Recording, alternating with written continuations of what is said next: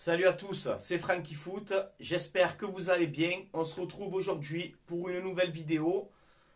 Voilà, je vais vous mettre le sommaire juste ici les gars. On va parler donc de trois sujets. Premier sujet, bien évidemment, le 26 mai 1993. On sait tous ce qui s'est passé ce jour-là. Alors j'ai mis le maillot voilà, de cette finale.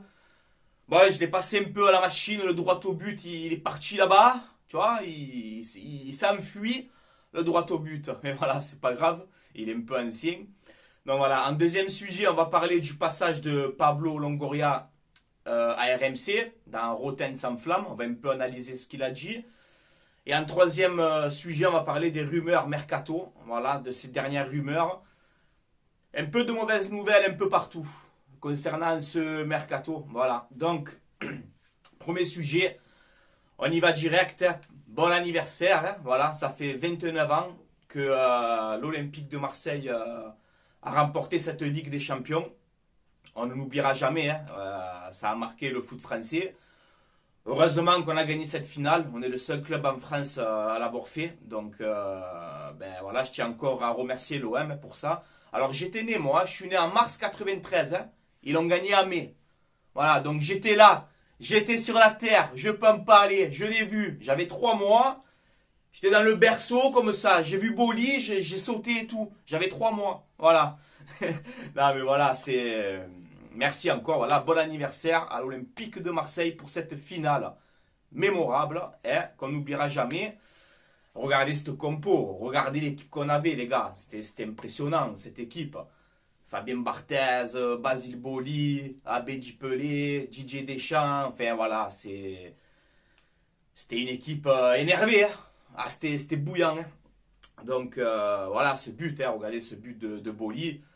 Petite anecdote aussi sur ce but, je ne sais pas si vous l'avez dit, c'est Bernard Tapie qui l'avait raconté ça, où avant la mi-temps, Basile Boli a mal au bras pendant le match et il doit sortir. Raymond Goethals veut le faire sortir à Basile Boli. Tu vois? Et c'est Bernard Tapie qui lui dit non, non, non, non, non. Boli il sort pas. Boli il va jouer. Basile Boli il a pleuré en 91. La finale perdue à Paris. Aujourd'hui il va jouer, il va rester jusqu'au bout. Et qui c'est qui te marque le but sur corner? C'est Basilou. Tu vois? Imagine, il serait sorti Boli. Voilà. Donc, cette anecdote, elle m'a plu, tu vois. Donc, voilà. Ben, je vais rendre hommage aussi, encore une fois, à Bernard Tapie. Merci pour tout ce que tu as fait pour l'Olympique de Marseille. Tu as vraiment monté le club. Et voilà, c'est grâce à toi aussi qu'on a remporté cette Ligue des Champions. 91, perdu à Paris au tir au but. 93, tu la gagnes, voilà, sous l'air Tapie, on était quasiment la meilleure équipe européenne. N'en déplaise à certains, c'est la stricte vérité. Voilà, donc merci encore une fois au boss, Bernard Tapie, et repose en paix. On t'aime, à jamais gravé dans le cœur de tous les Marseillais. Voilà. On va passer au deuxième sujet, les gars. Le passage de Pablo Longoria chez Jérôme Roten, dans Roten sans flamme. Alors hier, je l'ai écouté, c'était à 18h, je me suis mis mes écouteurs, tranquille, j'ai un peu écouté, on va parler un peu de tout ce qu'il a dit. On va essayer de faire bref, mais voilà, j'ai pris point par point. Le premier point que j'ai aimé, c'est Jean-Michel Larquet, voilà, qui a aimé Pablo Longoria. C'est la première fois qu'il entendait comme ça en interview, en direct. Et Jean-Michel Larquet a vraiment encensé Pablo Longoria. Donc voilà, ça veut tout dire. Hein. Comme on pense nous aujourd'hui, Pablo Longoria, c'est quelqu'un qui fait énormément de bien à l'OM, qui travaille comme il peut avec ses moyens, qui a un bon réseau, qui aime le club, qui aime les supporters, qui a envie d'aider l'OM. Voilà, donc Jean-Michel Larquet qui a beaucoup aimé Pablo Longoria hier lors de son passage. En deuxième point, Pablo Longoria qui a parlé Bouba, Aston Villa, là. Aston Villa. Il a parlé de Boubacar Kamara et il a dit quelque chose que ça m'a vraiment dégoûté concernant Kamara. Hein. Alors, on avait un peu entendu ça, mais voilà, je n'étais pas si sûr que c'était vrai ou pas. Mais cette info que je vais vous dire là, Pablo Longoria l'a confirmé hier à RMC. Apparemment, Kamara, je ne sais pas si c'était au mois de janvier, il aurait confirmé au téléphone à Pablo, à Don Pablo, il aurait confirmé, ouais, t'inquiète pas Pablo, je ne partirai pas libre, j'aime mon club. Hein? T'es allé. Voilà. Tu aimes mon club. Qu'est-ce que tu as fait 6 mois après? T'es parti libre. Voilà. Longoria, il a dit. Ça, franchement, dans les négociations, il y a des gens qui n'ont pas respecté leurs paroles. Voilà. Et Longoria, il a dit, c'est la première fois dans toute ma carrière que je perds un joueur libre. Ça m'est jamais arrivé. Voilà. Donc bon, ça m'a énervé aussi. Camara, t'as pas eu de parole. Franchement, c'est pas beau pour ton club formateur. On n'est pas un club que t'as rejoint comme ça. On est quand même ton club formateur. C'est pas beau. Regarde Nasri. Nasri, il était libre à l'époque. Il a prolongé, il est parti à Arsenal, on l'a vendu 20 ou 25 millions. Il a fait gagner des sous à son club formateur. Je pense que tu aurais dû faire la même chose. Mais voilà, bonne continuation pour ta carrière. Sur le terrain, tu n'as jamais triché. Merci pour ce que tu as fait. Maintenant, on passe à autre chose. Livre fermé, comme on dit. Voilà, on passe à autre chose. Ensuite, le troisième point, c'est le cas Milik. Voilà, on sait que Milik, Sampaoli, il y a eu quelques différences cette saison. Mais voilà, Pablo Longoria, hier, l'a confirmé. Milik, logiquement, sera olympien la saison prochaine. Et en gros, il a dit, voilà, j'espère que Sampaoli et Milik vont se réconcilier. Donc, c'est bien, voilà. Je pense que Milik et Sampaoli, ils ont besoin d'une bonne discussion avant de démarrer la nouvelle saison. Et voilà, comme ça repart de plus belle. Mais voilà, Longoria aurait confirmé que Milik sera bien olympien la saison prochaine. Ensuite, le quatrième point que j'ai noté du passage de Longoria chez RMC, c'est Sampaoli. Voilà, Sampaoli qui a rempli ses objectifs, hein, qu'on le veuille ou non. L'objectif prioritaire du début de saison, c'était le podium. Alors on l'a fait à la dernière journée de Ligue 1, c'est vrai, mais dans un match exceptionnel, on a tous vibré. OM Strasbourg, on a tous vibré, une ambiance de fou, les supporters de fou, McCourt qui vit avec sa famille alors qu'il n'a jamais fait, Longoria en folie, les joueurs, ils ont mouillé le maillot. Donc voilà, cette qualification en Ligue des Champions, cette deuxième place validée, c'est vrai que pour cette dernière journée, c'était vraiment exceptionnel. Voilà, donc Sampaoli sera l'entraîneur de l'Olympique de Marseille la saison prochaine. Voilà, Longoria, il a dit, je cherche une stabilité. On a un projet avec Sampaoli. Je vois son système de jeu, je connais son système de jeu, la manière dont Sampaoli veut jouer. Et Longoria, c'est pour ça qu'il va essayer de faire un mercato pour justement adapter les futurs recrues au système de Sampaoli. Ça, hier, il a bien précisé. Donc c'est bien, même que Sampaoli des fois fait des conneries, et on le dit, quand Sampaoli fait des conneries, moi le premier, les gars, vous le savez que je lui rentre dedans. Mais quand il fait des choses bien, je le dis aussi. Voilà, donc Longoria fait confiance à Sampaoli. Et voilà, il a rempli son objectif. Donc oui, moi, son contrat il se finit en 2023. Donc moi, ce que je ferai, j'attends la saison prochaine. Je fais encore un an avec lui. Et ensuite, on verra ce qui se passera, personnellement. Et ensuite, le cinquième point que j'ai noté du passage de Longoria, c'est le fameux mercato. Les ambitions du mercato. Longoria, il a dit, encore une fois, hier, vous pouvez écouter encore une fois, on est ambitieux, on a envie de faire un mercato ambitieux, on a envie de renforcer l'effectif pour bien jouer cette Ligue des Champions et continuer notre fameux projet. Voilà, c'est-à-dire Longoria, ça fait 1 an et demi là, qu'il est à la tête, qu'il est président, directeur sportif en même temps, il dort jamais le mec. Jamais il dort. Hein, tu le vois pendant les matchs, il a la tête, il est explosé de fatigue. Mais ça veut dire qu'il travaille, Pablo Longoria. Il travaille, il donne tout ce qu'il a. Il aime le club, il aime les supporters, il a envie de faire un bon mercato. Il a dit, hein, en France, le mercato, c'est une passion. Et en gros, moi aussi. Longoria, le mercato, c'est quelque chose qui lui plaît vraiment. Alors qu'on ait les moyens financiers ou pas les moyens financiers, Longoria a un bon réseau. Il sait ce qu'il fait. Ça peut arriver qu'il se trompe sur 1 ou 2 joueurs, hein, comme tout le monde, les gars. C'est pas un magicien. Hein. Roten, il l'a dit hier. Je t'appelle le magicien. Parce qu'avec le budget que tu as et le mercato que tu fais, tu es un magicien. Et Longoria, il a rigolé quand il a dit ça. Mais voilà. Longoria a des ambitions pour ce mercato. Vous inquiétez pas. Vente ou pas vente, on s'en bat les clés, oui. Voilà. On va passer directement donc au troisième sujet. Les fameuses rumeurs mercato. Alors ces derniers temps, il y a eu quand même des pistes où l'OM était dessus. Ça commence un peu à partir en bibe. Partir en biberine. Tu vois. Mais comme je vous le dis, C'est que des rumeurs mercato. Il n'y a rien d'officiel. Je tiens à le préciser. Ce sont des rumeurs. Ok les gars? Voilà, c'est des rumeurs mercato. Alors on va y venir. Le fameux Seko Fofana. Milieu de terrain très costaud de Ligue 1. J'adore ce joueur, c'est un phénomène. Il est très fort. Il sait tout faire au milieu. Attaquer, défendre, dribbler, centrer. Tout, il sait tout faire. Voilà, il sait tout faire ce mec. Moi, je pense vraiment qu'il y a de réels contacts entre l'OM et Fofana. Voilà, je dis mon avis sur ça. Je pense vraiment que Longoria a contacté Seko Fofana. Mais apparemment, les dernières nouvelles, ça serait trop cher. 20 millions d'euros, ça serait trop cher. Et Saoudjiens, ils sont radins, hein? Ah ouais, 20 millions d'euros Fofana, valeur sûre de Ligue 1. Tiens, vous êtes un peu radins, hein, mes amis? Petit tacle glissé à la Jiméco, au passage. Donc voilà, Seko Fofana, pour l'instant, on verra. Il n'y a rien encore d'officiel, mais ça se compliquerait. Alors que moi, personnellement, je le veux absolument à l'OM. J'en fais une priorité absolue. Voilà, ouais, c'est réglé. La deuxième piste, le fameux Mohamed Ali Chaud, l'attaquant d'Angers de 18 ans, là. Je ne sais même pas s'il a la barbe. 18 ans, il a. Jeune pépite de Ligue 1 que l'OM pistait, ça fait longtemps qu'on le piste.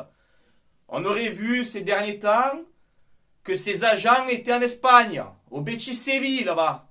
Au Betis Séville, ils sont. 15 millions d'euros, ils veulent mettre le Betis dessus. Donc ça aussi, il peut nous filer entre les doigts. Entre les doigts, il peut nous filer. Le fameux Mohamed Ali Chaud. Donc Fofana comme pisté, Chaud comme pisté, ça commence à, hein, tu vois, un peu à partir dans les côtés là. Voilà, mais rien d'officiel, ça peut changer à tout moment. Mais si les agents de Mohamed Ali Chaud, ils sont en Espagne et tout, tu as compris, hein, c'est pas pour aller à la plage. Hein. Ils sont là-bas pour négocier des choses. Donc, on verra bien la suite de ce feuilleton. Ensuite, le troisième point que j'ai noté, c'est Jonathan Klaus. Voilà, le coéquipier de Fofana à Lens, l'arrière droit. Très très fort, 11 passes décisives en Ligue 1. Meilleur arrière droit de Ligue 1 cette saison, il n'y a aucun débat. Mais pareil, Lens, ils veulent entre 15 et 20 millions. Encore trop cher pour l'OM. Radin les Saoudiens, hein? Vous êtes radin, hein? Et en plus, il y a Atlético Madrid dessus. Ils sont bouillants, l'Atlético Madrid. Sur Jonathan Klaus, donc ça peut être chaud. Aussi ce dossier. Voilà. Donc écoute, moi je valide Jonathan Klaus si tu le prends à l'OM. Tu mets Lirola doublure, Klaus titulaire. C'est vrai que franchement je valide. Mais voilà, l'Atlético dessus. Et encore apparemment les pépettes on les a pas. Eh oui. Alors qu'on est riche, soi-disant. Bref. Quatrième dossier, Saliba. Taulier de la défense marseillaise cette saison.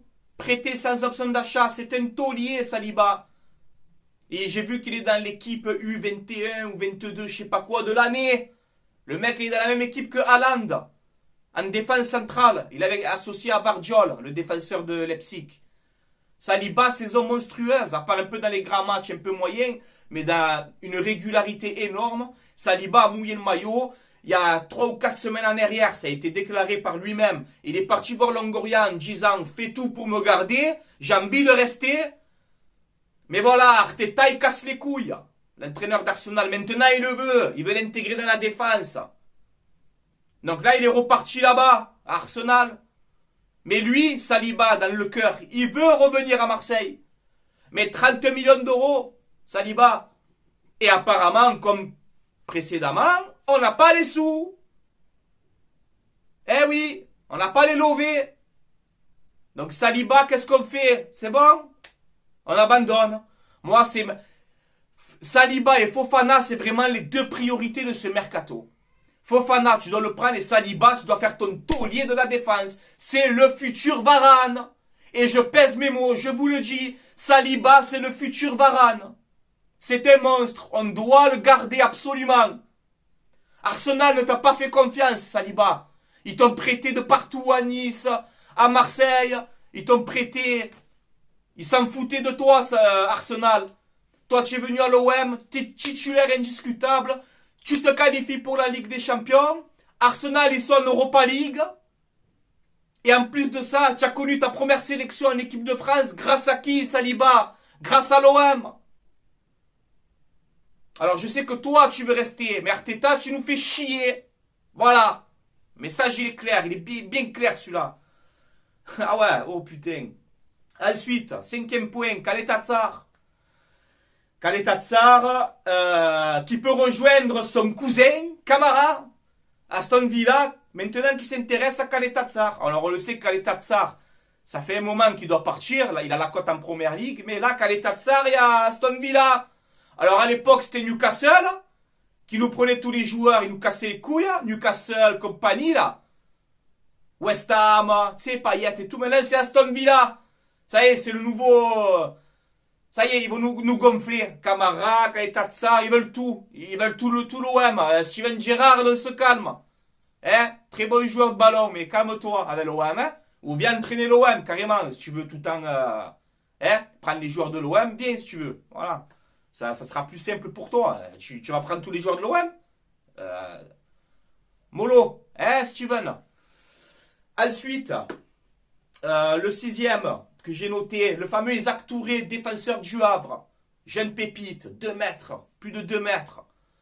L'OM a l'avantage dessus. Mais maintenant, il y a Jean-Michel Aulas, il y a Lyon qui le veulent aussi. Alors l'OM a l'avantage dans ce dossier, c'est que l'OM joue la Ligue des Champions. Valeur de transfert, 5 millions d'euros. On a quand même 5 millions d'euros pour acheter un joueur du Havre. Rassurez-moi, Saoudien. Rassurez-moi, on a quand même 5 millions pour acheter Isaac Touré. Parce que là, ça serait grave quand même. Voilà. Donc Isaac Touré, on verra s'il va venir ou pas. 7e point, un milieu de Caen. Il s'appelle Le Penant. Ou Le Penant. Je ne sais pas comment ça se prononce. Milieu de terrain, 20 ans, 19-20 ans, milieu de terrain central. Équipe de France Espoir. Grosse cote en Ligue 2. C'est un monstre en Ligue 2. Il y a beaucoup de gens qui l'encensent. L'OM aussi serait dessus. On verra bien ce qu'ils vont dire. Bamba Dieng aussi, qui a déclaré qu'il veut rester. Mais voilà. S'il y a une bonne offre qui arrive, je suis sûr que malheureusement, il pourrait partir. On verra bien. Luis Enrique, alors flop total. Voilà, flop total. Même que tu le fais jouer, pas jouer. Pour moi, Luis Enrique, c'est un flop. Et apparemment, il y aurait la Lazio de Rome qui serait intéressée dessus. Alors pour moi, c'était un miracle. Hein. Si tu arrives à vendre Luis Enrique 8 ou 10 millions à la Lazio, il faut foncer. Hein. Même s'il est jeune, je ne l'enterre pas encore parce qu'il peut quand même progresser. Rappelez-vous au Campos. Hein. Au Campos, sous l'air Michel, pas bon. Il revient sous l'air Garcia, un monstre. Luis Enrique, j'ai peur que ça nous fait ce délire-là. Tant d'adaptations compliquées, d'un coup il revient en bombe, il explose tout. C'est possible, je sais pas. Mais là, la Lazio est dessus. Ensuite, j'ai noté un petit coup. Alors ça, c'est ma petite piste à moi, personnelle, qui n'est pas sortie encore. Mais voilà, c'est un joueur que l'OM devrait s'intéresser. C'est Yann Ujaj, le milieu droit de la Real Sociedad, gaucher, belge, 27 ans. Il est libre cet été. Libre. Voilà, une prime à la signature, c'est réglé. Il est libre, 0, tu le payes. Plus de 160 matchs en Liga. Quasiment plus de 20 buts, plus de 20 passes décisives. International belge. Il est libre, il est gratuit. Gratuit. Pour concurrencer Ender, c'est bien. C'est le même poste. Et on manque ce fameux ailier droit pour concurrencer Ender. Donc pourquoi ne pas s'intéresser à ce joueur? Voilà. Moi j'aime bien, je l'ai vu jouer quelques fois. Il a une bonne patte gauche, c'est un joueur intéressant. On devrait pourquoi pas s'intéresser. Voilà. Les gars, on a fait un petit peu le tour. Je vais dédicacer mon cousin, hein, Manuel de Montpellier, grand supporter de l'Olympique de Marseille, qui est né le 26 mai. Il est né le 26 mai, le cousin. Donc, tu es né à la meilleure date. Voilà, cette vidéo, elle est pour toi. Allez, je te la dédicace, gros.